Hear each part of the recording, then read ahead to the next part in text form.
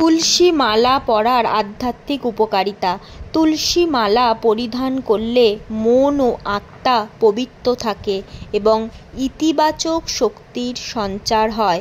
এটি ভগবান শ্রীকৃষ্ণের উপাসনার জন্য শ্রেষ্ঠ বলে বিবেচিত হয়।